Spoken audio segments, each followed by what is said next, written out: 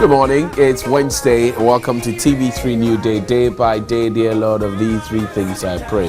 To see thee more clearly, love thee more dearly, follow thee more nearly, day by day. If you attended the school in Ghana, the basic school at the time, and you don't know how to say this prayer, then how are you doing? Johnny, I'm doing well by God's grace. His keeping mercies have got us to this day, and we are grateful that we're alive.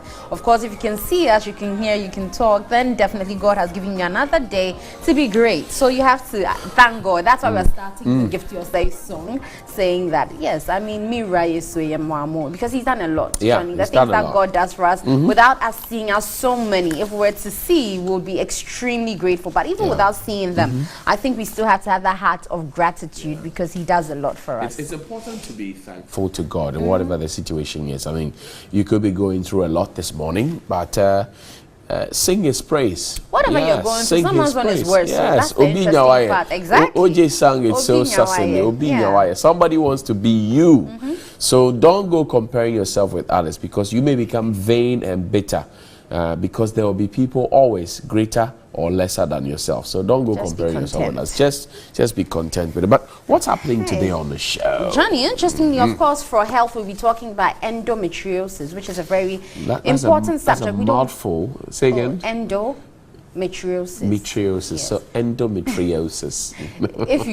But you've done science, you should understand where it's coming from. Endometriosis. Yes. Okay. But we'll talk about it because it's a debilitating condition that people don't get to talk much about. But now that we're discussing it more, and it has to do with women's fertility, I think it's high time we talk about it, particularly because in society, in the light of how we see, marriage, and immediately you marry, you're expected to deliver, and the life after. And the fact that some women go through issues that they can't tell people about, but because we've got this culture of it is a norm that this is the natural process it should follow. When you're not having kids after many years, everyone is looking at you with a funny eye, and people, even your mother-in-law is, if you're not careful, bringing someone to replace you and all these things. So we have to talk about it because it affects women gravely, and I think it's high time we throw light on it. The atmosphere of superstition as well is very rife, where a lot of people, tend to look at medical conditions as spiritual problems and curses and all manner of things. So you find that if a woman has endometriosis and she's not able to conceive, or she conceives and then she loses the baby in the process, people would then now start looking at,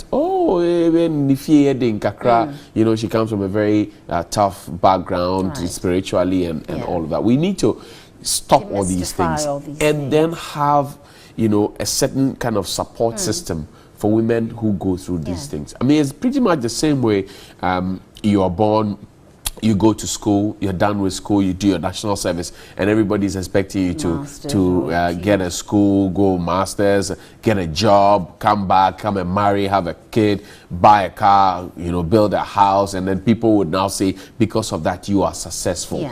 So society's tag on people and the kind of standard that society puts up there sometimes puts people in a fix, which is why you find a lot of people, not to justify it, but you find a lot of people going wayward just to look right in the eyes of society. Somebody will go and do sakawa or money ritual just so he is able to look good in the eyes of society. When they attend a family meeting, he's able to dole out cash and people say, oh, that's the successful one, that's our son, that's our daughter. But the point is, how will the end be? How will the end be? Anyway, but we'll also talk about promoting ICT in Ghana. Certainly, Johnny, we've been talking about it for a long time, but I'm especially interested when I see the young ladies who are taking ICT to the next level, and the fact that they appreciate what technology can do and the field it offers for, young women to be able to do things that would give them their own niche and be able to, bring Ghana technologically a step forward.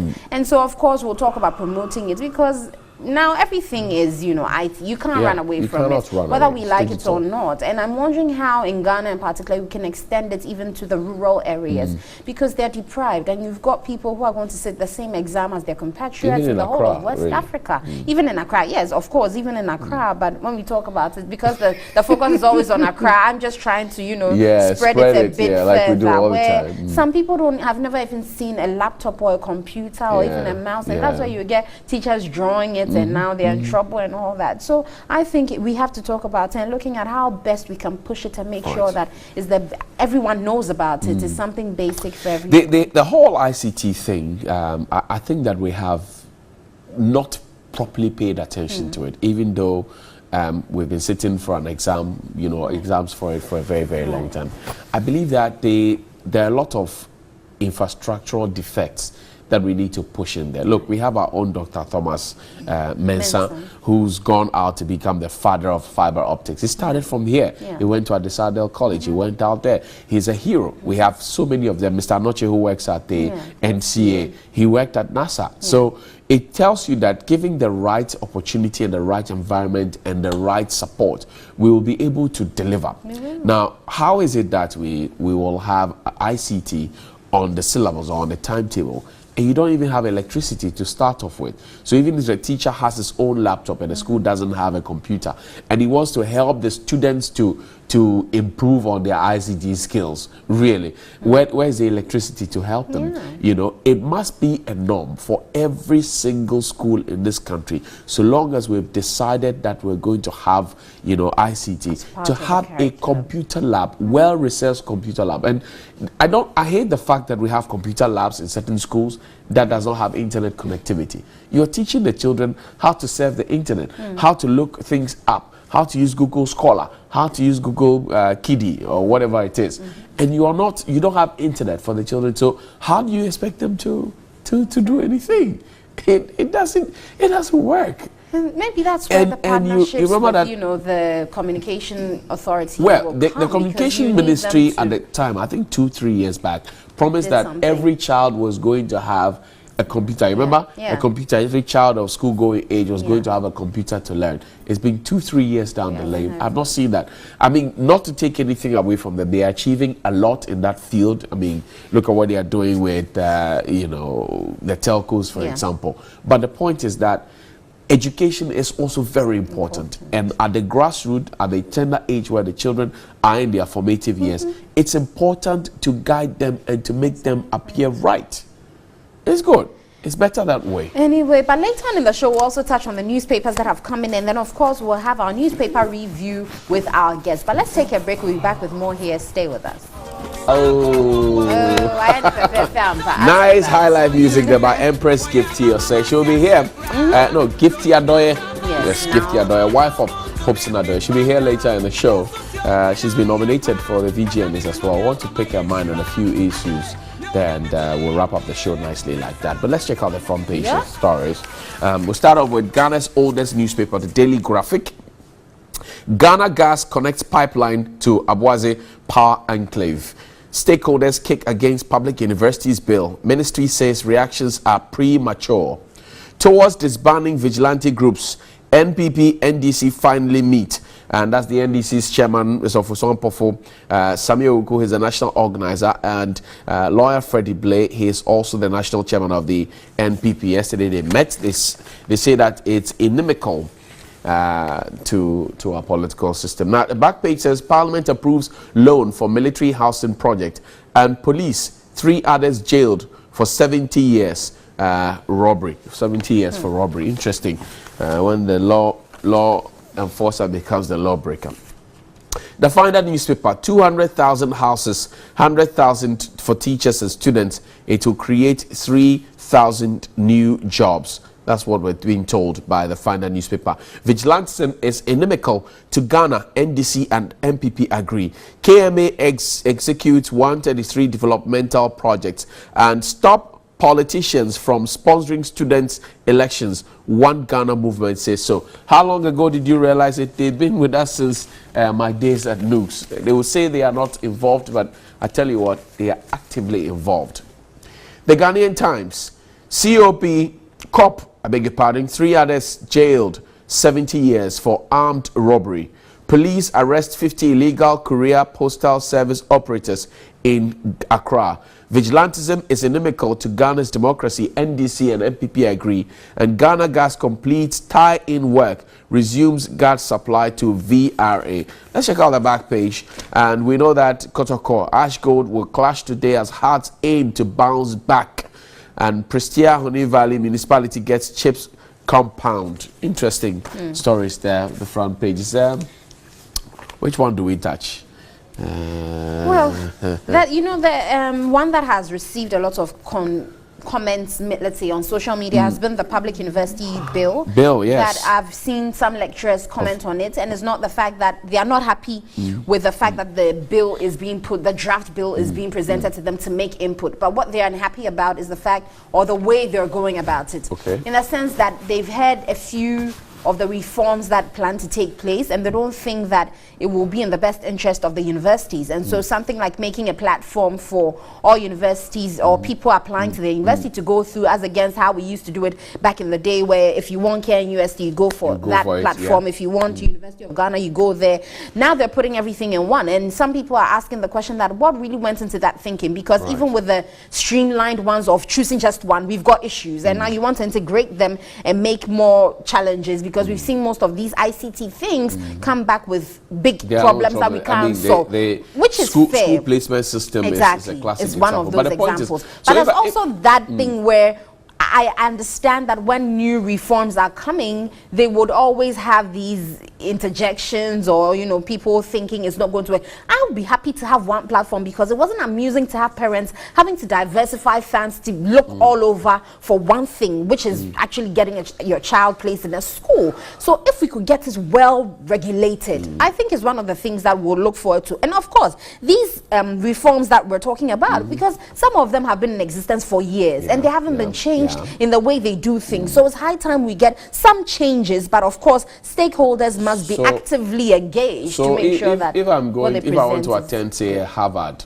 or any other university in the US, I will put in my application through a pool, and then the pool will decide whether I'm qualified for Harvard or for any other school in the US. Is that the thinking? No. So this will be restricted to Ghana. Okay. No, I'm just saying. So I want to go to university. I'm done with my WASI. Yes. I put in an application into a pool. Right. They will decide whether I go to UDS or KNUST or Legon or GIJ. They will make that decision. Even though you will opt for. So it will be like how in WASI you have first choice, second choice, third choice. I believe you would opt for whichever ones you want, but then ultimately it will be the universities that will pick, and select who goes where. Okay, we have heard you. Let's rant. I'm sure we can. And what are we ranting Johnny, but the shoot to kill part was also funny. Yesterday, hearing it from Gridco, the head of security. He's a major. He's a major, of course, so he means business. No nonsense. But why would people want to sabotage these things? We've already complained. We have issues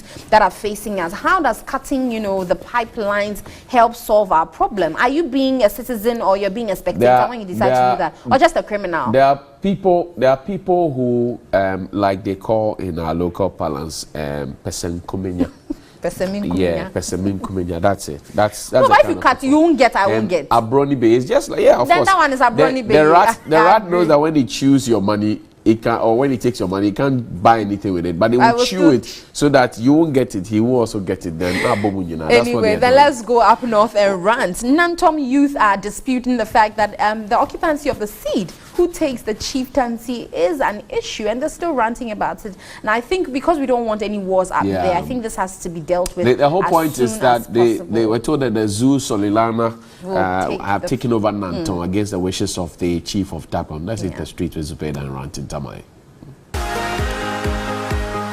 For 2 weeks running, Nantom has been more like on fire because some section of the youth there are insisting that the Zosalana Suleiman Atia should remain as the Nantom chief, though he has been given another skin by the Yana, with the Vona being pronounced the new chief for Nantom. This morning on Daily Rant, we ask whether the refusal by the Zosalana to move out of Nantom and allow the selected chief of Nantom, who is former Vona Mohammed Bawa, to occupy the skin of Nantom is right. Asma to you the man the Nantom the villa to Satili. No, the villa. The villa, Zosalana or Zosalma, then Simto, then Zoka Yana Zanto. O o pam na wona ya na ne zan zo salma to ma so orlan chan no ti yo gwa nan ton simply because of oborno o dinan ton zo no dagba ma be satile 95% of the Gombe be sati zo salana, so he should go back to Jerusalem, and then the Vona should go and occupy the seat of Nanton, so that there will be peace in Dabon. Okay, why do you say that? Because the Yana is the overall boss now. Okay. So the Yana be dollar roadmap ma, Katum the Tuma, then Nanton Babi and Narbama. The Triaka number roadmap ma, can Nanton Barbier Pune. So that Oraga doesn't take Banglamba, Kagbangla Magbadi, don't be the Yella, Kazanti Tolan Lala, so the Triaka Till Lala. Anja ka biaguma de chance la domban dom de nyala zelpana ka sobe soe burna he kar soe de me zahara ti dbata kar kpal zayinde ka wula yirtwemba ka yirtwem biara puna ma be sale na do bona be sale ma doar chwa de mala gar ayan gaptula yelama unwaya yana ngunya dagbang zasa zo kapig so no chamte jeune lorli ya kaza kamiya na besai adanda ayamanya dane bopum tala nam shel an kan zan pana kama no road map ma den ma za sa be yat ni la namama de kala road map ma pune so den ya road map dana ma bopum zan la namama zan tentente ba de batta za sa pumpo bazan zo sa zanta ka kan tlan bo na fa na to na zan pai bakale wohurma na le mala ni kwese be ya to abon le bala ma granted ngundin ya na ko lego so ko so gbaza sa non onon shama den no nyasam dagban te bor la suhdo do te blan bon nimbo so yan ka no te bor dagban me imal zang dol shama sudo ma ko kara dagban den nya yin le lat shalma in le na shalma le ya den da ka te je sham ndan ya na nye dunya wune bozo kalun sisan lo dunya wune te no morla ma ka dunya wun mun ye to al kanyin mun pa shele ka yina tie no pa shele asanti hin no to ye to al ka so be kamon ton ka yelne ka shi o ye to al ma rakane yagbana to ye to ka so be yagbon ka no ye to ma kane ngam prglan to be ngam prgo ka ye to al ka so ye rakane dagban ba sa papa ne to ba tim tabjilma kami ne pin karaka na on titma te baza de sumsune te zanta hankalan zan sontra ka yibin sha punu tunun ma do man yim biya bi ku do amala ton kende brother on ye shoma, that is the best way zo sallana o problem yela o jimno zo sale or kur attempt no chang nan ton donc pon pontin yerma be yano be nanton so wula katiena tunto iho ombe nanton maya o gbemi o obo biara o ku chama te flash with kama 5 minutes kala ngulabna nkana tana hal nam tuma o tumleme kun kunya pamba bil ka te puo ko yi gulen tiba o ku tumla nam tuma o tumda nam tuma tin nabu ka no tumda nam tuma bu chamti yi hotan ma puna don kunya shamza sa zan balama o gabrati yala o gabune nabi wi kulmel be shaka ko to le ga man nam nabi kulmel be shakam ko to le ga man nam bagbarla na ko lere nama kaman ni jawon ku to bin kam domin mai yazo kapi na shelen yen man yedi la ton ma na batmalme obapi go ma o ton ma na mun jene lego na ma ko chanti katang na man lere nam nan ton ma uta ka dir yulndin yesilmi nam de malak banglana kari yan jina yondi yina ni nyetun ya kazana ara jumbuale amal pel bombo andale nye parti chairman la nguna awmine tibora ti yar na parti ma zokara nan ma de zo te dagban nam ka politics moreover ka bangla nanton pala bangla nam bangla bedir nanton mpala ngumbo namma ya na se so mbo ko zanto bangla bedir na ba ngula din yaya ma din ye di yele kala nge ton di yaya din ye la ngula din yaya du ku zang to ko ji on ko ji ro ji ma do mo tang ma num bome ama ya li kulsi ya kulso zo de lela ne vo kuli ka ba kunirba de tam ne de di yele bu cham tambale ka nama tin gulma ka de lan kule tolan lela no karnan ka zang na ma zan to ba ka zan ko ka ngumi ngwe to de nan tongule Koler Nanton. Bazanti Nanton Balama. Banglan betonam, betovo, quand on non satisfait ou voit Chelben Thomas, nous avons Banglama un problème. Abde, je sais l'Allemagne problème. Omi, Cabin Shaw, non la, Yiniman and Cat Dafra Rice Move. Kachang la passer beviela, bien mutabaguna. Kayan Kanaming Murtala passer begbuna. I yer Balama. Banglan Tonan and Pendiman Canna. But Banglan, my yana and plug war. But Banglan and Diana and plug war. Not talk Balama. Salmazanto. Election Namazanto. Zosel and Ojilo Bagbang, Malkulmana, come lapse Zoselmanzanto. So, no man no cabins and plug Bumaya, no more by Nanton Bangla, cousin voisins and two. Cool cousin voisins and Nanton, so Bunzans and can be cutting Yanana. No Kulso, Uncle Maralo, the Banzak Panayan yo. Nanton Ton Lana. Kumbuna Dijele Bankwe Bebe Bokwen Chanto no Yima Omi zo da bien pango kwen yima free so bien mio so bien hal no bien chini mal bokwen yo la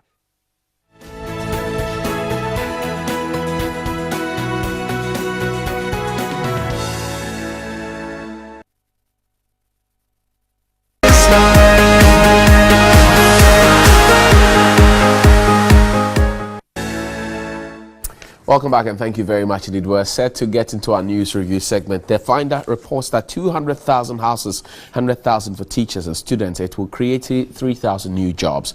Vigilantism is inimical to Ghana. MPP and NDC agree. KMA executes 133 development projects. Stop politicians from sponsoring student elections. One Ghana movement cries out. The Ghanaian Times.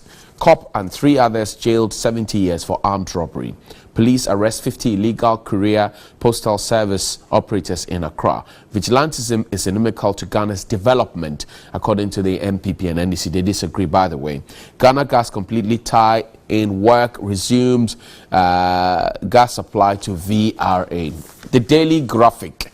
Ghana Gas connects pipeline to Abuazi Power Enclave. Stakeholders kick against public universities bill. Ministry says reactions are premature. Towards disbanding vigilante groups, MPP NDC finally meets. And finally, the Daily Guide. We will shoot to kill saboteurs. That's according to Major Lawrence Appiah, retired. He says we will not slow down. #1 freed. That's the banner headline on the front page of the Daily Guide. Ready to pay customers.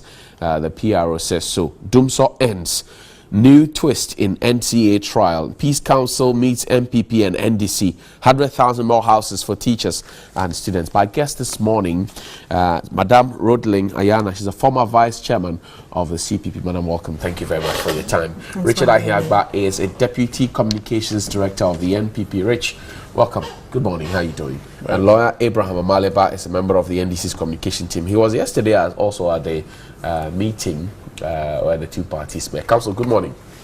A very, very good morning. How are you doing this morning? Very well after yesterday's marathon meeting, which ended abruptly anyway, and we had to proceed to the CRA headquarters. Why so? We went for snack breaks, and when we returned, we had a call that we should report at the police CID with our chairman, so we had to end it and move to the police headquarters. What was the nature of this call? Oh, it's in connection with the leak tape. You know about the leak tape. Right. So the police indicated that they were dropping the old charges, and this is the third time they are dropping charges. You can imagine they are engaged in deep sea fishing, and so they've preferred 2 new charges and dropped the old one. So we are waiting for them. Yesterday you were in the meeting. You both parties have agreed that political vigilantism is inimical to our political success. Is that enough? The agreement of saying, is that enough? That is not enough, but good morning to your viewers. That is not enough, but that is a starting point. To acknowledge your ailment and to agree that you will sit around and discuss it. And because this is not the last meeting, we are yet to continue with another meeting on the 29th. Okay. But it's a good start for the two political parties to finally agree to sit and discuss. But did it meet our expectation as a political party? That's the NDC side. No. Why not? The posture of the NPP yesterday did not give us any hope that they came onto the table to deal with the matters that confront this country. How do you mean? Okay, so the Peace Council invited us to discuss two things, the guidelines and terms that will guide the processes. Right. The first guideline was identify vigilante groups and disband them. The MPP kicked against that. It's not necessary to identify them, and that some of these vigilante groups, as we have both indicated, were not formed by us. So if you've not formed something, how can you disband? And we thought that that is a wrong premise, because every Ghanaian knows which vigilante group is affiliated to the political parties. I can close my eyes and group in the dark and mention names. The MPP will say Azoka Boys, NDC, Hawks, NDC. I can also say Visible Forces, Delta Forces, Kandahar Boys. So the Ghanaian people know. Then they came around to say, oh, okay, we can shelve it and come back to it later on. Shelve that portion of that it. First point. Okay. And that they are not entirely opposed to it, but they will come back. That was an amendment to their position. Now, and what was your position? What was your party's position? No, we said that we can go ahead, name them, and disband them. Okay. But the more critical issue, or there are two critical issues that we disagreed. Tell me. The scope of the discussion, and also the stakeholders or stakeholder engagement or inclusion of other stakeholders. We were of the view that the discussions should cover political vigilantism and the disbandment of same in all its forms or ramifications. The NPP said no, it should be disbanding political party vigilantism and all its ramifications, meaning that it should only be the vigilante groups that are known and linked to the political party. We said that the matter goes beyond that. There are landguards who political parties go and take to do their bidding, and they will go back to their landguards. So even if you ban only those who are affiliated to you, there's still a keg of gunpowder somewhere waiting to explode. But that was the council's proposition, that all groups that intimidate and cause political violence to gain political points should be disbanded. That was their proposal. The NPC's proposal. Yes, that was their proposal. Right. That we should ban all groups, not only just those connected to the political parties. The NPP disagreed. So because of that, when you look at this communique, it seeks to capture the two positions. But the NPC also put together certain proposals for both parties to sign on to as your initial commitment. That's a communique. Your initial commitment to ending this. Yes, that's a communique. And you signed on to it. We signed on to that communique. Okay. We said that we are, and that's what the papers have captured. Right. We agreed to disband. We think it is inimical to the growth of our democracy. We agreed to that. Right. But now, the scope, we didn't agree. And the second one has to do with the stakeholder engagement. We said the two of us alone cannot. Okay. We said the two of us alone. We said that you can't be talking about disbanding political vigilante groups without bringing in the police. Okay. Without bringing in civil society. There are groups that are experts. CDD, Kofi Annan Peacekeeping Center, all these groups must be brought on board. Some will act as facilitators. The MPP said no.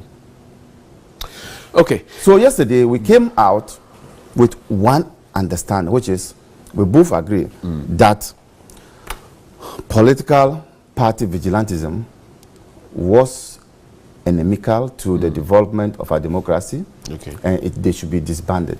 But the process was not one which we agreed on a single way of doing it. Okay. We would return on the 29th.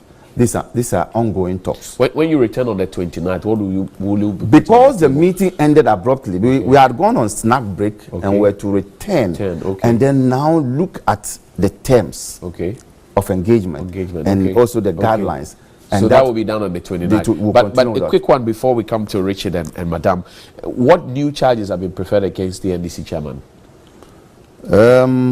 We got there, they said they were going to drop the old charges and said they were now going to prefer 2 new charges, which is conspiracy to cause harm, and the second one has to do with assault on a public officer. Okay. I asked the question, who did he assault? I asked the question, who is the complainant? Because when you talk about assault, then there's an attempt to hit somebody or you've even battered that person. So I said, who is the complainant? Which officer is that? Prison officer? Fire officer? Which officer? From the tip, which officer did he? They were not in a position to tell us. So clearly these are all trump-up charges just to ensure that our chairman is engaged and not being able to do his party work. These charges, any reasonable person will come to a conclusion. They are not born out of the leak tip. Assault on a public officer? Which public officer? Okay, thank you. Sir Rich, step in for me. Why is your party, for example, this is Amalibai's account, by the way, which we're relying on. Why is your party raising caveats about identifying violent groups that will intimidate people for political gain, to disband them, and saying that we restrict it to parties, the groups that are affiliated to us? Why is that so? Johnny, good morning to you and to your viewers and to my co-panelists here. I want to also say good morning to the President. I think he has a very important assignment today, and I think we'll follow that up with a tour of the Western North region. And also good morning to my party leadership and the leadership of the party in the Volta region. The meeting yesterday was one that we all anticipated with high expectation that there will be something constructive that comes out. And I think... Better late than never. Yes. I think we're all happy that it happened. It demonstrates, again, the party's commitment, the NPP, I'm saying, and in other words, the NDC also, commitment to following the strong leadership of the President to try to do something about this before it's too late. And so I commend the NDC for showing up for that meeting and the NPP.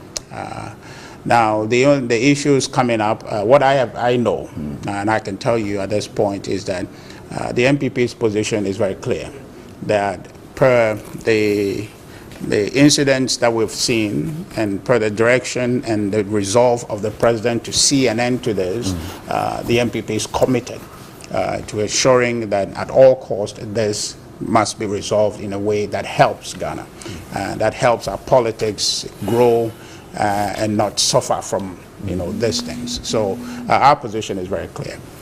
I don't see any caveats in this. We have not made any exceptions about anything.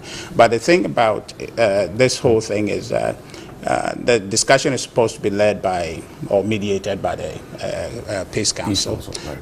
And that we are going there to explore ways we can do that peacefully and ensure that our space becomes sanitized. The Peace Council's proposal is that identify all groups, whether they are affiliated to you or not, so long as they intimidate people and they cause violence during the electioneering process, identify them and disband them. Amaliba says your side of the divide at the meeting said no.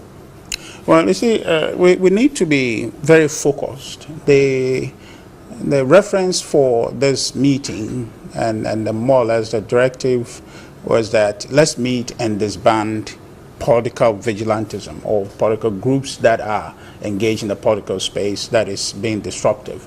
So let's meet and disband those. Now we've understood the NDC have made the same argument that they didn't create or form any vigilante group, and that puts you in a difficult spot when you are supposed to be meeting to disband something you didn't create in the first place. Now essentially what we're trying to do in that meeting is to ensure that in our politics there cannot be any group, whether associated with a party or independent, to say that they are defending or fighting the cause of any political party. So that whether or not you identify them, okay, we're saying that in this space we don't want anything to form, even to want to advance the cause of any political party. So really, whether you identify them or don't identify them, really it's neither here nor there. The point is that we as a political party wants to agree. You see, this thing can be as simple as What is the essence of the agreement if we can't put action to what we agree? No, right. You did, by the way. Sorry. Forgive me, Johnny. Forgive me. You see, if you didn't form something, okay, how would you disband it? You understand? But the meeting, the symbolic use of disbandment, for me, comes in when, as a political party, you are saying that in our party, we are not going to accept, whether we formed it or the person forms it and wants to align with us, we are not going to condone that behavior. It's as simple as that. So when you are saying let's identify, then you are getting into a slippery slope where you are getting people to say that, okay, well, but this too must be disbanded, that too must be disbanded. Simple thing, let's have a declaration to say we, the MPP, don't subscribe to the actions of vigilantism. And then what? And that if there is any such organization or forming of people to say we are advancing the cause of MPP, we will not condone it. And if you see that group, we don't sanction them. You understand? So that when you do that, it's a standing declaration and everybody knows it. So if there's a group standing somewhere to say that, oh, I am so-and-so group and I'm affiliated with the MPP and I'm doing MPP's bidding, you know for sure as a police officer, as a law enforcement, that that's not true. That you can handle that person as a criminal. There was also another portion of the conversation that says, look, let's identify those who have already been inculcated into the security services and try and take them out, because the bigger picture is that they may not have been properly trained, they may not have the requisite capacity, and so they got in there wrongfully. Then tie that in quickly so Madam can have a bite with Alibes party's assertion that, look, we should have civil society organizations and other professional groupings join in the conversation to serve as facilitators. Right. The president was clear. Okay, unless we want to do something entirely different from what the president called for. I want to do a consultative undertaking across the length and breadth of this country. Is it necessary to do it? I'm saying, I'm just trying to differentiate. Is it necessary to do that? The president's directive was one. Was specific. The NPC had said that the president said, meet. If you don't, I will have legislation put together to deal with it. Then the parties decide to meet. Issues have come up. And at that table where you met to solve the problem, we said, look, this was the directive, this was our term of reference, but we have realized that the problem is actually bigger than what it looks on paper. Let's broaden the scope and let's fix it once and for all. Right. Does the NPP have a problem with that? Let's not magnify this thing. Look, what's the concept of the president's directive? To solve a problem we have, okay? And that problem is what? Individuals engaged in the political space that are doing things that are inimical. Okay, graphics, but all of them carry the same thing. Okay, it's inimical. Okay, so if this action is inimical, the concept is that we want to stop it. Okay. So when we go to sit at the table, what are the ways to stop it? Will you advise that we have political groupings, Kofi Annan International Peacekeeping? What I'm saying, CDD. That is a conversation we can have, but we're talking about a case in point, what we are doing today.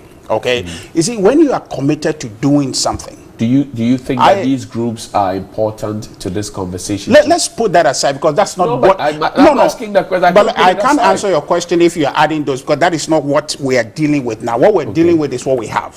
What the president said we should do, what meeting took place yesterday did not include anybody. It included the NDC and MPP, and we're addressing the issue flowing from that. And they are calling for the other it's side. It's okay, but then let's talk. The discussion is calling for it. Otherwise, this becomes a fluid conversation. We don't know where it starts and where it ends. What we're looking at right before us is the meeting of the two.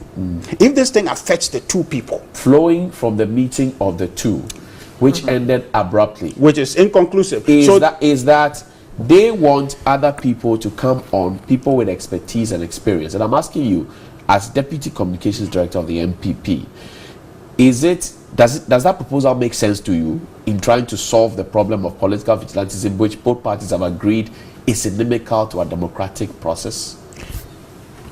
Johnny, what happened here? I can answer your question easily. But that is answer it before you move on. No, I am not the president. The president has given directive to do. You understand? The president didn't reach this conclusion just by waking up to reach that conclusion. We have consulted with Council of State and a host of other people to address this issue. So I want to deal with the issue we have here, which is two people go and sit down and try to bring some resolution to this matter.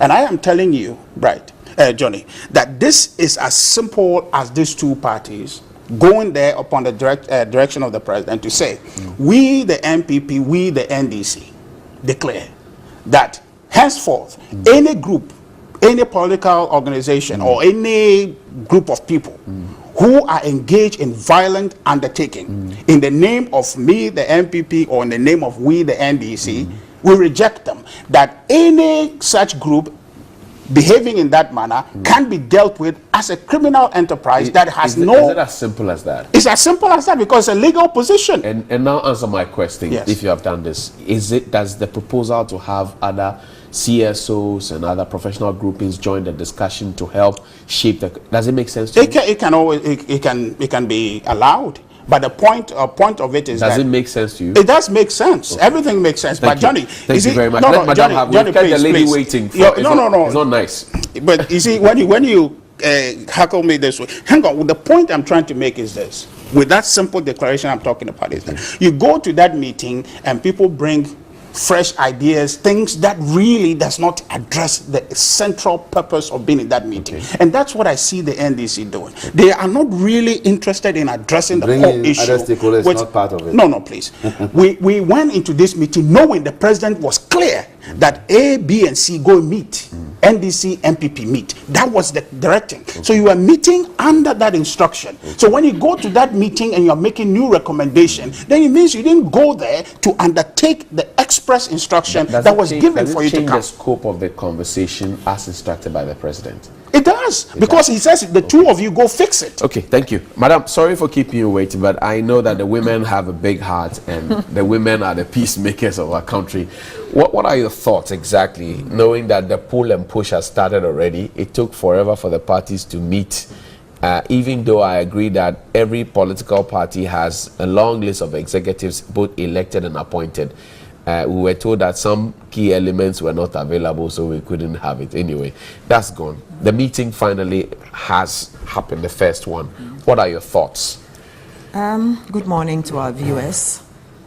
First and foremost, I'd like to say that the two parties, that's the NDC and the MPP, are not being sincere to Ghanaians. In the first instance, they will have to accept that they do have vigilantes within their midst. And this they have denied. The two parties are claiming that they do not own vigilantes. We are also told that individuals own those vigilantes. Right. So I am asking if it's just as simple as just issuing out a statement saying that we do not have vigilantes and we do not want anyone going out there representing us as a vigilante or a member of our party. That's simple enough. Right. But that is not what we are looking for, because we've never seen such militancy within our elections, to the extent that we have people who look like they're coming from Afghanistan or some other place, or something that woke us up as a country. We do not want to sit and wait till Rwanda repeats itself, or Uganda, or Sierra Leone, or for that matter, Liberia. And that is why we want to get answers to what is happening. Right. So this particular meeting that they had, I expected that the first thing was to agree that there was a problem and that they do have. Are you disappointed they didn't? I am totally disappointed, and I don't think that they really want to solve this problem. I side somehow with the NDC on one aspect, that the two of them alone cannot talk about this. All other stakeholders, including the minority parties, because you see, sometimes they think that we don't have votes, but we do have people, in the sense that about half of the people in this country are normally just floating voters. So if you come and you sit and you think, maybe, who knows if CPP has one? You understand? So you will never know. And it takes from somewhere. So I expect apart from the Peace Council, I expect all other stakeholders, civil society organizations, people that would be able to at least appeal to the conscience of these two majority holders of this country's leadership, to be able to give us the right things that we're looking for.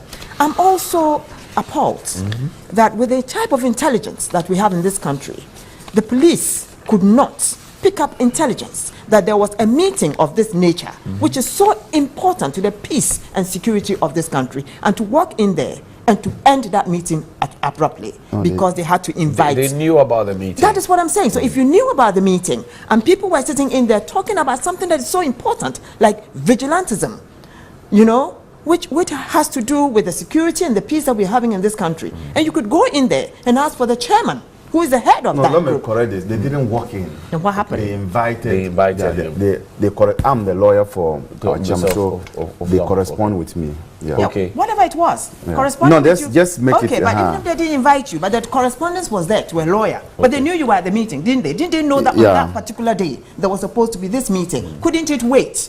You understand? Now we are being given an excuse that it ended abruptly because of this invite. You understand? Right. That is, so the process was truncated. The process was truncated, and for me that is a no. It shouldn't happen again.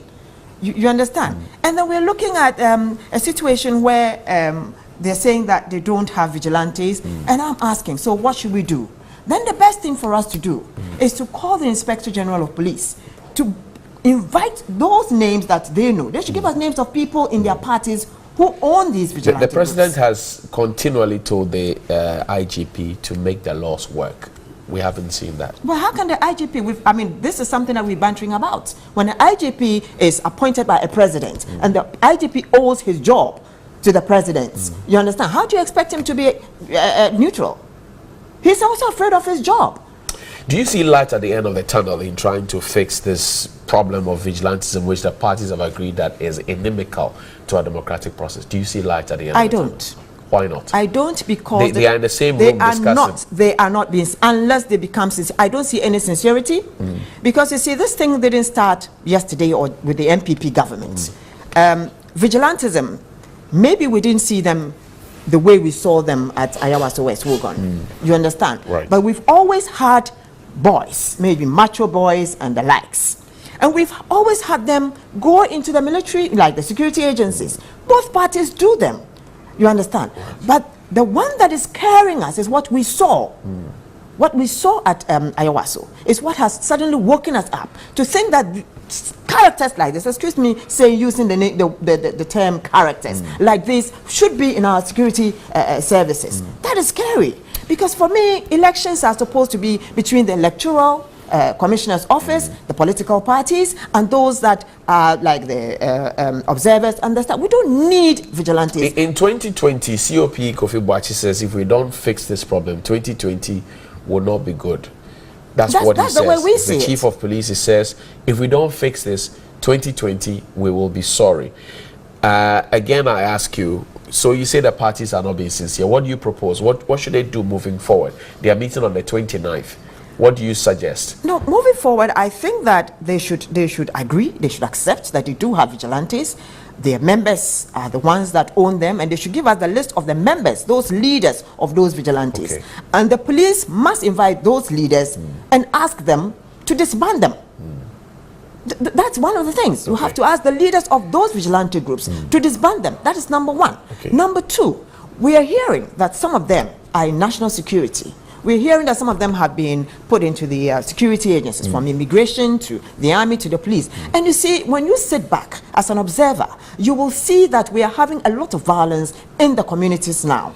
You know, the police are beating up people, and you see that citizens are beginning to fight back. Now, that is a dangerous sign. So if we sit back and think that we're just two parties looking for power, looking for leadership for this country, and all we need to do is just what, you know, if it serves us right, we accept it. No, it shouldn't be that way. You should know that we are going to rule over people, and we demand that we should be safe. Okay. You understand? So at the end of it all, what we are saying is that this country remains a peaceful country. Right. And we want that to happen by these two people, these two parties, agreeing that there is a problem. Amaliba, do we have a problem? Madam says you are not being honest, both of you. That is your parties. You are not being honest in owning the vigilante groups who have sorted you out since 1992.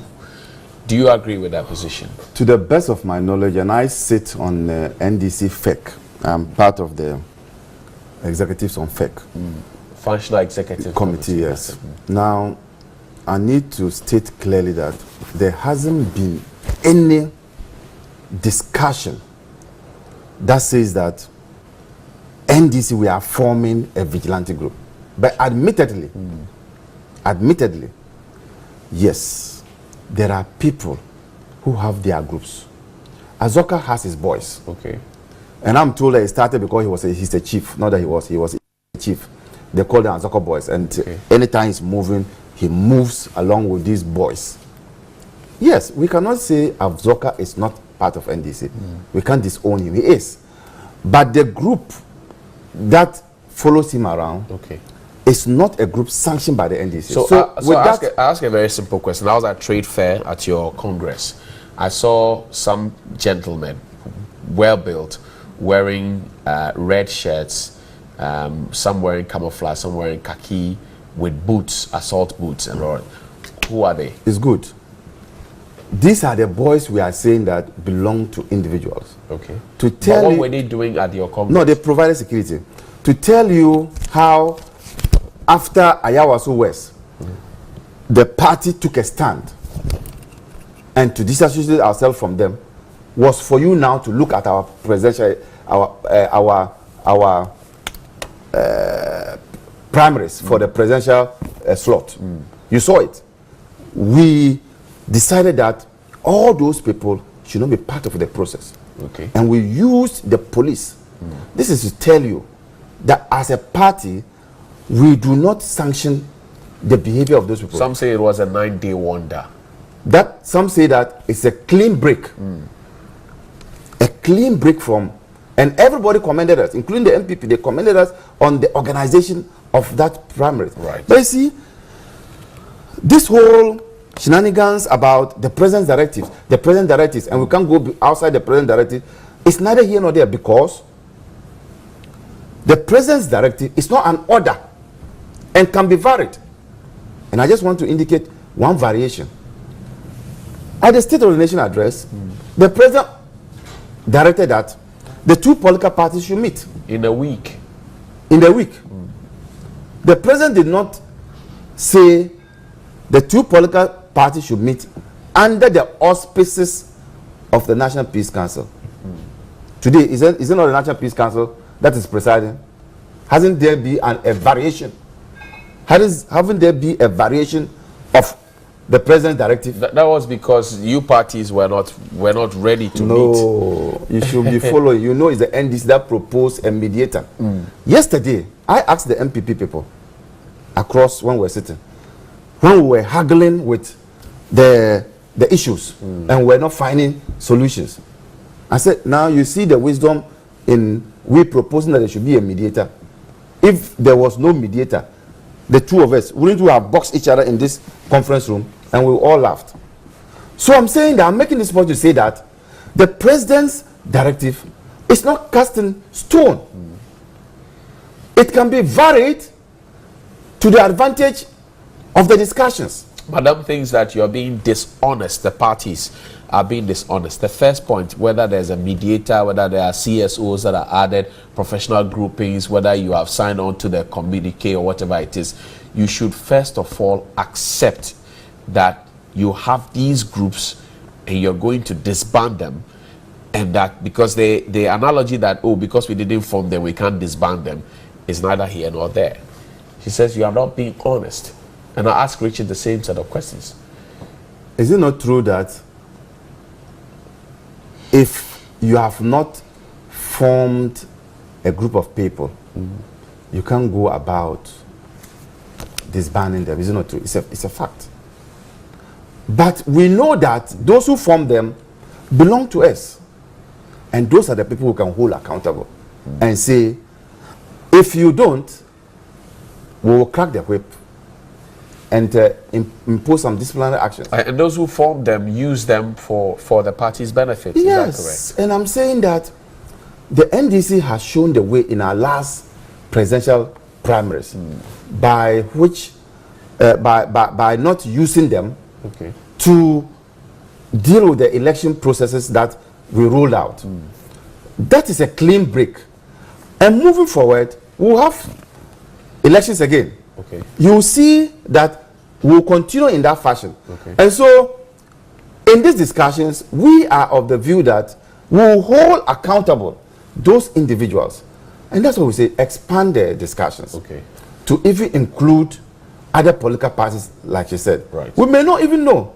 The PPP may have their own set of vigilante group. The CPP. She's CPP. Yeah, the CPP, I know. they may also have their own set of political vigilantes.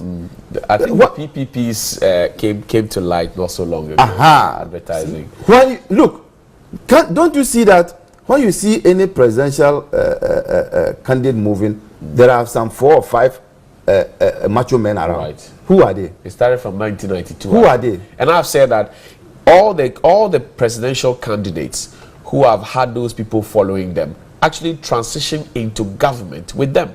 The current president, the 2 guys who are in front are invisible forces. The 2 guys. JM had the same thing. Atamils had the same thing. That's what I'm saying. That President Kufuor had the same thing. Everybody. So the point is, let's accept the fact that this is an issue, and let's ban across board. This issue of just limiting it to only vigilante groups within your political party will not help. Sir Rich, let him step in.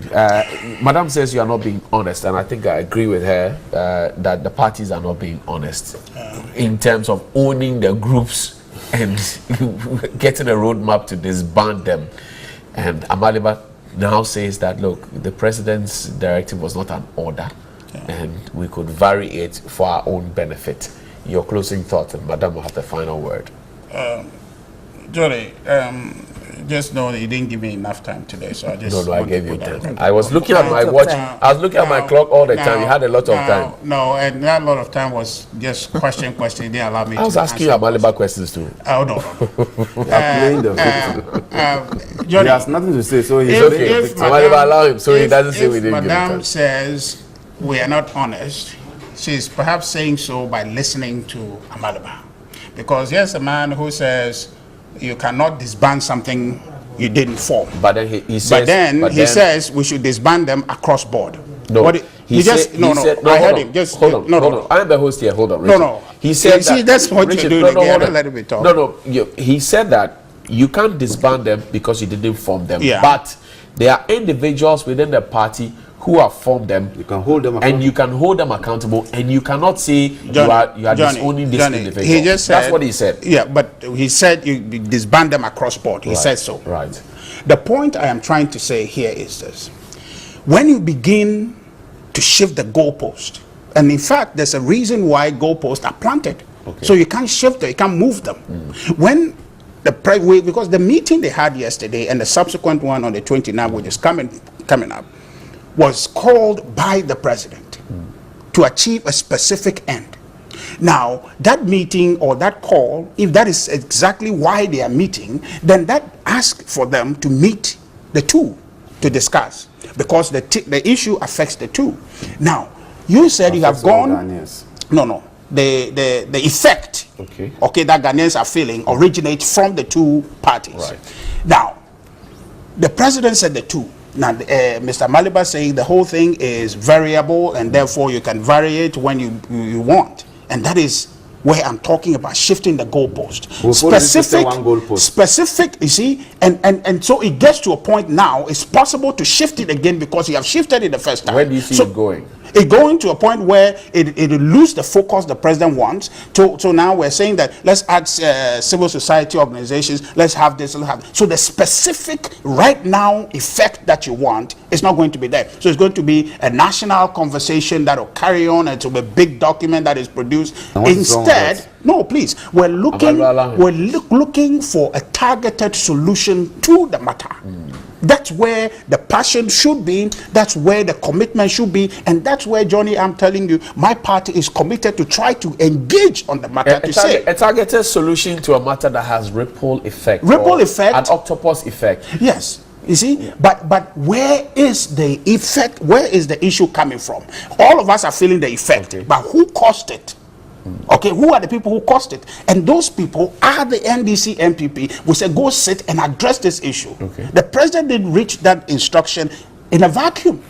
You understand? Years of political experience and engagement with these two parties to understand that, look, go sit down because you are the cause. Sit and see how you address this. And of course, the model is different. It's very simple.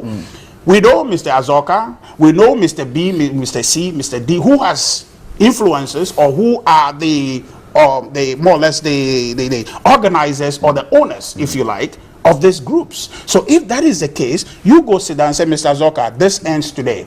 Okay? If it doesn't end, we disown you.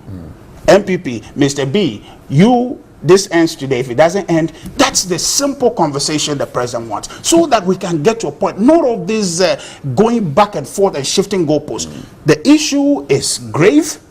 What we saw in Ayawaso, all of us say we should end it. The president said, go sit down and talk. Just do that. If that doesn't work, then all of us knows that the president's directive didn't work. But now, when you are varying it, whose instruction is that anymore? Okay. You understand? So the NPP is being honest. Absolutely. Okay. This party has always been focused. No, Johnny. Let's not pretend. No, I'm asking you. Yes. Yeah. Oh no, I'm just saying. I thought that when you mentioned Azoka and you said Mr. B, you were going to put a name to the alphabet B. You didn't put a name. Yeah, because I don't know the name. You don't because know. I don't as know. communications director of your party. Yes, because I don't know. Who are behind the invisible forces? It was very express when you say Azoka. But you don't know the name. Hold on, it's very evident, self-evident when you say Azoka to link it to Azoka. Okay. So that is evident. When he was saying who is behind invisible forces? I don't know. Delta forces. I don't know. You don't know. I don't know who. But the truth of the matter is this. See, Johnny, in this country. Finally, wrap up. Yes. In this, you can't keep the lady waiting. Oh, yeah, of course. Yes. You see, you are using the lady matter just to, strangulate me and then take allow ladies to talk. Okay. Because when it happens, the ladies and the women. But you made a mistake first. You should have started from her. You started from Abaleba. No. So that's where you. Because you are the problem. She's the solution. Look, Johnny. In this country, we all know, okay, between the two political parties, who has violent blood in them, who actually go about touting that position, that we are violent and we are proud of it. We know who. The MPP, we don't have that in us. So if there is a conversation that we have to go and sit down and address anything that affects violence or that it reduces violence in our elections, MPP will want to be there. Our president wants peace to be part of our politics. He wants that in addition to that, open the door for CSOs to join in. Of course, but you see, there is a reason for the initial one. Look, we can always ask. We can always think that it should be skewed. Yes. Is that your party's position? No. Listen. There was a specific problem, and the president wanted an express solution. So that's your party's position. Please. There can always be a general discussion about it. But the point of the matter is that all of us are feeling the effect of vigilantism. But not all of us caused it. You understand? So you treat the cause, not the effect. So and I'm saying that's your party's position. That is the reasonable position. If you are sick, you go to hospital, the doctor treats the cause, not the effect. So the people who are causing it, go sit down and stop this so that all of us will not feel the effect. Thank you. Now when you have an NDC come to the room and shifting the goalpost and saying let the whole world come in, you then know that this are a group of people who are not committed to treating the cause of the problem. And yet they signed on to the communique that you both wrote together. It's a pretense. Yes. Thank you. That's pretense. Yes. Okay. Actually, it's interesting. Madam, you have the final thoughts. The women always bring. Yeah, it's interesting But because you see, from listening to those, Richard. We know those who are the bomb throwers. No, wait a minute. Listening to Richard. Hold on. Bomb throwers. Richard, you know, Bomb throwers. he said the president issued that statement based on his long service, maybe politically and whatnot. An advice. Don't heckle the my lady. president knew. Don't heckle my lady. No, I'm just adding up. Oh no, nobody heckles me. Oh, The really? president, no, nobody. Oh, this lady is tough. The president knew that these two parties, that the NDC and the MPP, had vigilantes. Else the president would have asked the police boss to go after the people. Right. That is why he said, the two of you go and sit down and talk about it. You understand what I'm saying? Yes. So when it comes to violence, please, between the two of you in recent times, you can say that one of you is more violent than the other. But for me in the CPP, I would also say that you're just as violent as them if they are violent. I don't know if you get me. I get you. That's it. You understand? So for me sitting here, the two of you are violent. And this country doesn't need it. We don't need that kind of violence. And all I'm saying is that this whole ayahuasca, whatever that has woken us up, is something that we don't want to know. We don't want to see again. There's been a commission of inquiry. We're still waiting to see what's in there. But then you The are talking. NDC is asking for the report Okay, to be but then published. we tend not to look at the fact that these vigilante people that we're seeing were armed. So just going there and saying that, finish, we have disbanded, go, it's not going to solve the issue because arms are involved and people are holding arms. What do we do with those who are armed? How do we collect back the arms? How do we know where they are? We are looking at situations where we are being told that people are being trained elsewhere. As we sit now, we do not know. This is a vast country. People might be training somewhere else. We don't know. You understand? Right. So these are some of the things. It is not just going out there and opening your mouth and saying that we have disbanded. We must have that effort to at least disarm as well. And in disarming them, there's that other issue of finding something for them to do. So what do we find for them to do? Let's look at history. Let us always look at other countries, the way they've gone through it. Right. Let's look at Uganda. They went through a war. How did they disband their militias, you know, from the opposition side and the Yoweri Museveni side? Right. Let's see how they did it. Let's look at Rwanda. How did they come around? These are the things that we have to accept that we have a problem. If we do not accept that we have a problem and we just want to look at it that we want to be in power, so it's NDC and MPP, this country is going to burn come 2020. No. Please. Johnny, I can tell you That's a that fact. as part of our Let's not do proposal, that. we recommended the inclusion of the Small Arms Commission Right. as part of the Okay. largest Then the stakeholder. largest We did stakeholder all this. conversation. In fact, if you look at Richard said it could be looked at. Yes, I mean, Yes, so- but you see, there's a specific issue. Address that, then we can do it. there's no as a specific specific issue. issue. The specific Because issue all of you is must to agree disband. with vigilantes. To disband. You should agree. And if it is to disband, bring in everybody. Right. You have 1 to second deal for with me it. to say something. I'm You see, saying okay, that. 1 second. I'm saying that. Johnny. I'm saying that they are not sincere because I am aware that they are assuring their vigilante groups that they will Okay. group them. Thank you very much. Lawyer Abraham Amaliba is a member of the NDC's communication team. He's been my guest here. Richard Ahiagba is a communications director, deputy with the NPP, and Rodling Ayana is a former vice chairman of the CPP. This country will not bend. We will be safe and secure from all alarm. We will be free. And you see why I keep saying shame on the politician. That's it. We'll be back after the break.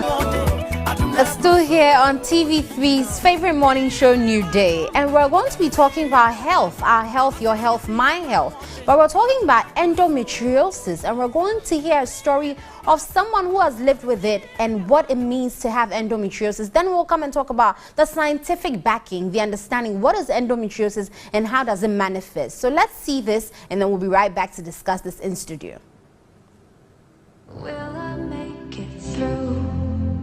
The pain is slowly creeping, so there's nothing I can do. My body in a circle. Efestin has lived with this pain for 20 years.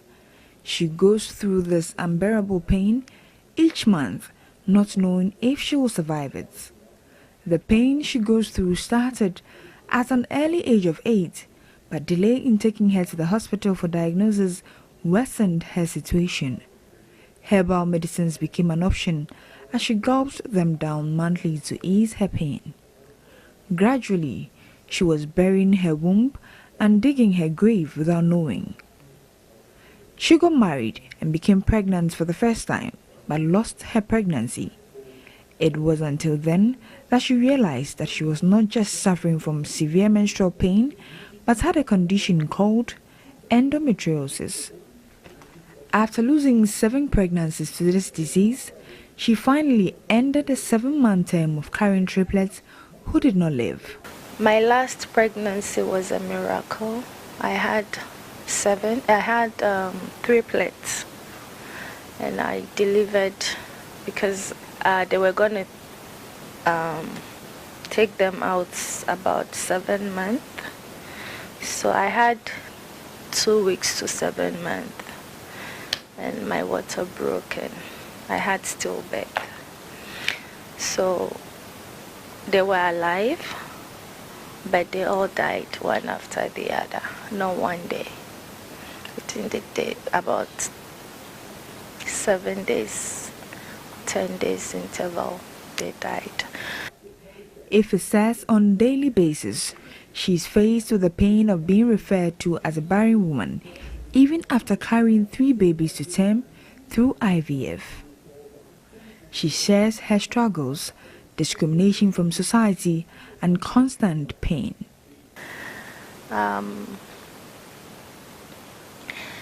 And even this, still, people don't see you as a woman.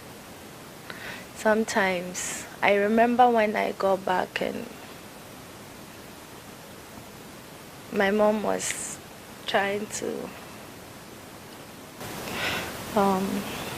console me and talk to me, and there was a woman around and she was like, "Say no dear, and yet say no boy and fan castle." But don't assume you know somebody so well, so you can tell like, oh, on who you ain't no, ebia on person bewu. Even though she has undergone 3 surgeries, it has come at a cost, which has not in any way brought an end to her troubles. Today, Effie, through all the challenges, did not give up, but has started a campaign on social media to educate people on the dangers of endometriosis. When you have endo, you bloat.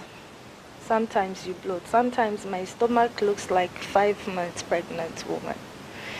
You know, I remember when my husband was alive, sometimes people would be like, "Oh, congratulations." And I remember one time, a friend of mine came to tell me that, "Oh, your friend says every day you are pregnant, but your baby never comes." We have to tell our story for you to know that, you know, you can't get it unless you have it. You know, so it's hard. I have been diagnosed with PTS, a whole lot of depression stuff. You know, sometimes I get frozen brain. Sometimes I don't even like myself. So when I hear somebody saying they don't like me, I laugh because sometimes I don't like myself. It is estimated that the crippling disease affects 176 million women around the world. Doctors and researchers have still not been able to determine the causes. The cause is not known. There are a lot of things that we think contribute, but then there are no specific risk factors that we can say that if you avoid 1, 2, 3, you will not get endometriosis, or if you do ABC, you will get endometriosis. The only thing we know is that sometimes it tends to run in families. And so if you have endometriosis, it is very likely that your sister will get it, or that your daughter will get endometriosis. So it tells us that there may be some genetic component attached to it, but really we can't pinpoint and say that this is the definite cause. That when there is a hereditary link, the disease seems to be worse in the next generation. Reproductive techniques have improved generally, even in our country. So there are a lot of options available. Sometimes just by doing certain things or by the doctor giving certain drugs to increase the chances of a pregnancy, it works. When that doesn't work, there are options like IVF, which is, even though expensive, but it's available in our country. Well, and so we went into the life of Effie Stern. Of course, you can't understand what she's going through because it's something she has to live with for 20 years and she's still battling it. But let's go and find out what exactly endometriosis is. And I'm joined by Skype with Dr. DSP, Dr. Faisal Yambila. Good morning, Faisal. Good morning, Anama. How are you doing? Oh, by God's grace, all is well. We thank Good morning to our cherished viewers. Great. Faisal, so let's start off by asking this simple question of what is endometriosis? Yes, Nanama, you see, in simple terms, you know, the body is very specific. We have specific eyes that make up the nose, the eyes. And so what happens is the cells that are supposed to be in the womb are found outside of the womb, let's say in the ovaries and other parts of the pelvis. So it's pretty much a condition of having human cells in a location where they are not wanted. And that causes a lot of pain for women. And so typically, how would a woman present to the hospital? What would be her complaints apart from the pain? The interesting part is that 1 out of every 8 women you see is living with endometriosis. As you could see from the video, the first thing is the complaint of having pelvic pain. Pain around the womb region that is made worse during the menstrual period. The pain can be severe enough for people to even skip school or skip going to work. It could be severe enough to land them in the hospital, causing them to vomit and have all sorts of other symptoms. So it's a very serious issue. But additionally, it also causes the bigger problem of infertility. As we could see from the narrative, she tried to get pregnant and she had lost pregnancies on 7 different occasions. So that is the bigger problem of endometriosis. Right, and so Faisal, what are some of the risk factors? Because clearly from the same video we understand that it's not been easy to find a cause, but there are some associated risk factors, and also does it run in families?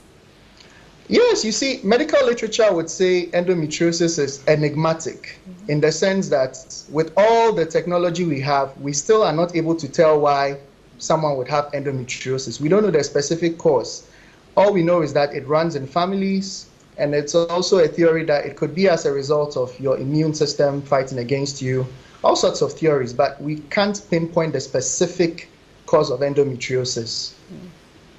But we know it runs in families. It does. So if you have a mother or a sister who has endometriosis, chances are you also have it as well. Right, and so typically the pain that we talk about, is it an all-cycle pain, or does it have a particular predilection for a part in the menstrual cycle?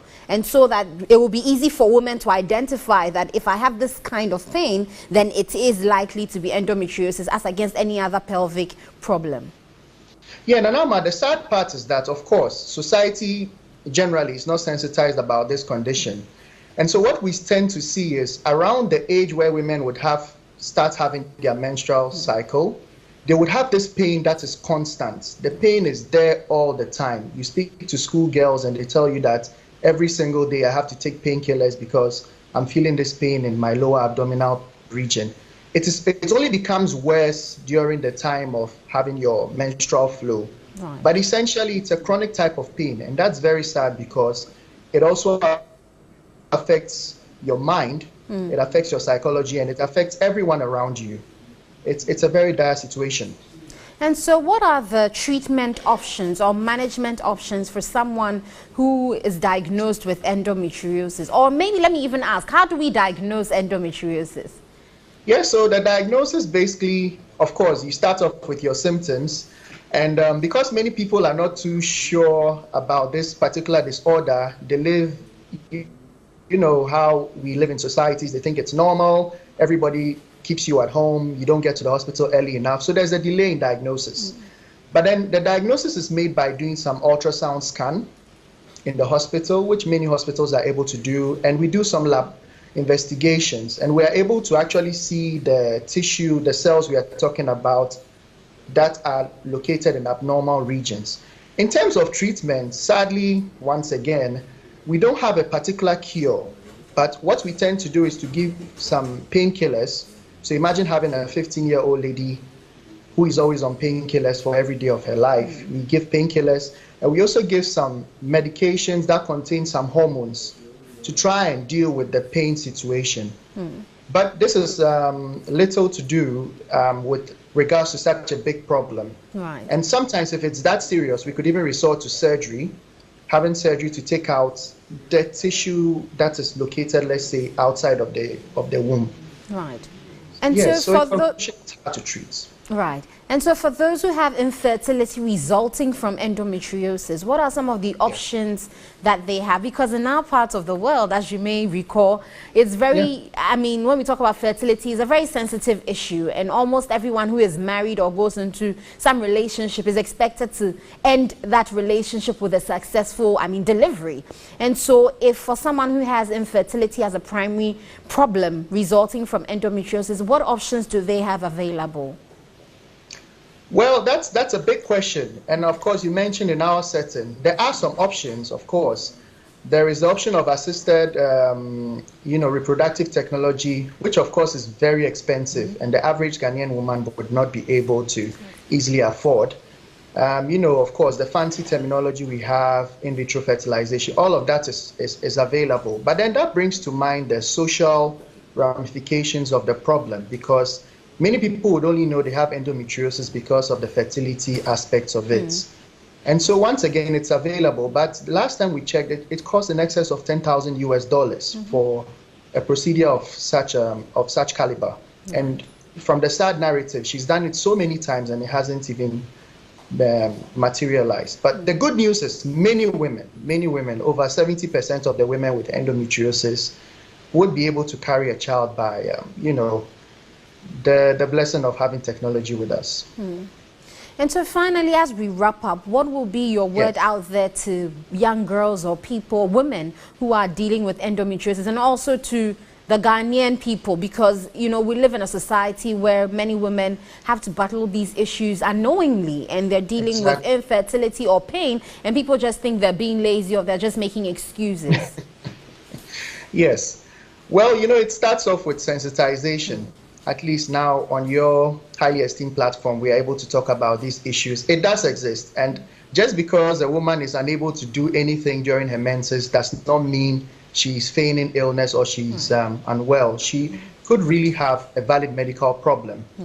And of course, that is on a personal level, but society we must be sensitized to know that 1 out of every 8 women we see is living with this silent problem, causing a lot of issues for her life. And so society should be sensitized to accept these aspects of medical gynecological problems. And secondly, we should be able to seek early medical treatment, and there is a lot of hope. We should be able to have support groups for women who have to go through this difficulty on a daily basis. But the good news is there is a lot of hope with regards to the fertility aspects. And of course, we would keep doing the research, and we hope in the near future we'll have some better answers to these questions. We certainly hope in the near future we will have those answers. With you being the pioneer, leading that frontier, certainly we will make sure that happens in our lifetime. I'd like to say thank you to you, DSP Dr. Faisal Ayambila. He is a senior medical officer, and he joined us to discuss this very important topic of endometriosis. And on that note, we will take a break. We'll be back with more here. Empress Gifty will be joining us live in studio with Johnny, so do stay with us. Oh boy, sometimes you take it cool and easy because you're dancing to authentic high-life music laced with beautiful gospel lyrics that will inspire you. We're talking Empress Gifty. Adoya, should I say Adoya or say? I don't know. Okay, but let's say happy birthday to Mrs. Rosina Idu. She's a senior presbyter at the Emmanuel Presbyterian Church in Suhum. It's from all your children. Mommy, we love you. It's your birthday today. If it's yours as well, happy birthday. Give me fire. Empress, how are you doing? I'm good. The last time you were here, you set fire, and people said you caused a lot of pandemonium. That's the word to use. How have you been? Not bad. So far, so good. So far, so good. The reactions that following from the last stories that popped up from the interview, that your friends they are part of your enemy lines, and you didn't invite them and all of that. How's it been? Oh, I just said it and I'm okay. You're okay? Yeah, I'm okay. You don't have grudges against them? No, I don't do that. Okay. I don't do that. If I hear you say something against me, or I have some beef with you, I make sure we settle it. Right. If I don't have anything. Nothing. At all. When I meet you, I'll greet you, we'll smile. I'm gone. That's all. Because of heaven. Because of heaven. I don't want anybody. I see. The nominations for the VGMA have come out. Congratulations to you, by the way. You got a couple of nominations. No, please. I'm not part of it. I think some of my colleagues. Yeah. Joe, I was just putting your legs. Joe was there. Yeah, Joe Mettle was there. A lot of them. Yeah. So you're supporting Joe Mettle? Oh, all of them. Oh, all of them? Yes. You will not pick anyone? No, they are winners. For them to get the nomination is they are winners. But only one person will get it. Is there. No, only one person will get it, yes. Oh, of course, but I mean in the yes, you see, and for the records, your name will be there that you are nominated. Yeah. So you are a winner. But for the other record, somebody will win it. Oh, that is the second record. In that category, that is the second record. In that category, who do you think will win? Who are you rooting for? You mentioned Joe Mettle. Should we stick with Joe Mettle? Yes, Dinah Hamilton. I have Dinah. I have Baba. Okay. I have Joe, and then Koda. Okay, Koda. So you're choosing all four? All four. Oh no, but that's not correct. Means Anyway, interesting there. But we're talking about Easter. Easter is coming up. We're talking the Resurrection Effect concert. What is it? Why do you want to talk about Resurrection Effect? Okay, last year we prayed over this program and we decided to come out with this event that is the resurrection event, the essence in the resurrection, the importance in the resurrection. We have so many things that we are enjoying through the resurrection that we are not seeing it, we are not really appreciating it. For instance, getting the access to God anytime you want to talk to God, anytime you want to say thank you, Abba Father, for how far you have brought me. Well, it's just amazing thing that people are not seeing that part very well. And then too, because of the blood that speaks better things than the blood of Abel. Because of the blood, when you are sick and you invoke the blood, immediately you'll be healed. That is when you attach faith to it. So this time around, the Empress Ministry, we've sat down. The Empress Ministry. The name has come with a lot of questions, by the way. We'll come to that. But the Empress Ministries, what are you doing? Are you doing a party? No, you wait. We've the team and the board. We sat down and then we prayed over it, and then we got this date that is 22nd of April. That's Easter Monday. Easter Monday. Oh, wow. It's 4 p.m. at Tema Community 1 Center.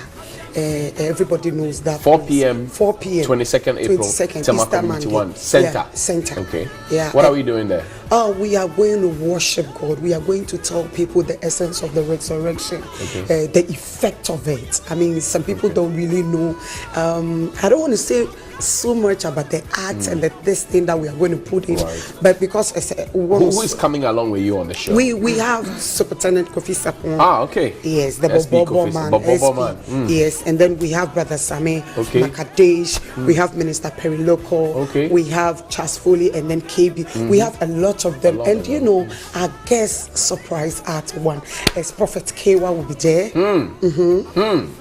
He will be there. Yes, and I don't know. I want to say another one. And the D-Crime also will be there. D-Crime? Is he singing praises or worship? Come and see him doing something for God. Tema's own D-Crime. Yes. And then the Tema superstars. All of them will be passing through, you know. The R2Bs, the Saxon. I don't want you to mention. They will be there, you know. They all support my ministry. They love me so much, and I also love them. And it's going to be an awesome program because the things that people don't really know about Gifty, when it comes to my ministry side, people don't really know so much. What don't they know? That is what I want them to come. No, tell us some. No, I can't tell you. Oh, no, but why I want you to come because you say you are my friend. JKT. Yeah, you know. But you are my friend. If I ask you questions and you keep dodging, I am not dodging. For you, what don't people know about you that you want them to know? What is it? You know, people know Gifty on stage with the praises and those stars, with the nice dresses, fine makeup, You know the makeup. And sis. No, this time around is highly spiritual. Highly spiritual. Yes. So the previous ones were not spiritual? No, it was. But this time around, that is the different side of Empress. What have you done to make it the different side? Have you been fasting and praying? Have you been... No, this time around, the team, the pastors, the prayer warriors, everybody is on point. We are praying, we are believing God for instant miracle for that program. Okay, so it will be different. Yeah, it's gonna be different. The name Empress, who gave it to you? A friend pastor in Maryland. I visited him. He invited me actually to minister. So after the ministry, sometimes the YouTube and all those stars gifted. So that was his first time meeting me, ministering, and then after the ministry, the place was full of Holy Ghost. You can't even sit down, you can't even stand. Everybody was blowing in tongues. So after the ministration, he said, God said, from today, we should call you Her Royal Highness Empress Gift. Was he married at the time, the pastor? Oh yes, he was married. Yes, yes. I thought that he was trying to con you with the name. It can be possible. Maybe calls you Empress. You know, I'm very tough for those Empress. things. You are very tough. JSS for. But you have not told. You have still not told me how Mr. Doe conned you the first line. You not said it. He's watching. Yeah, babe, I love you. Is that hey? Is that what you do at home? Do it again. Let me see. Babe, I love you.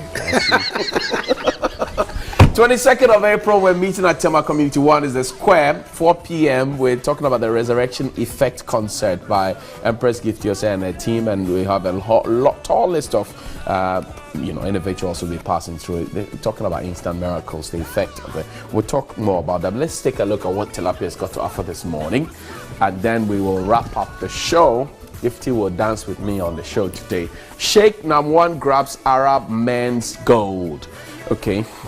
And it's talking about Dubai cell that's behind the gentleman. Jesus Christ, the same yesterday, today, and forever. And flowing, I'm sure, from an Instagram post that was put up yesterday by supposedly by Nana Apia Mensah. It has 2 bags of dollars, one shining better than the other. One is yellow and one is gold. Tilts towards orange more. And Terminal 3 is where the M-Gold customers are waiting. A bald-headed man there with a decent pot belly. You have another carrying his briefcase, tall, lanky, his eyes looking up. A lady standing right in front with a jacket and standing akimbo. Interesting. Well, how many people waiting? 1, 2, 3, 4, 5, 6. Okay, so that's what you have. And if you go on to 3news.com, you will get some more of these ones to push. Okay, we are ready to dance. Gifty, we will dance. Yes, Resurrection Effect concert, 22nd of April. Don't miss it. Tema Community 1, the square, 4 p.m. Correct? Yes. Absolutely. And know that if you can think it and your heart can believe it, only you can achieve it. I just want to say thank you. Okay. Oh, you look amazing. Okay, let's dance. And to all my sponsors. Nigeria looks. Yeah, okay. Nigeria. Okay. We're ready. Harriet, we're ready with the song.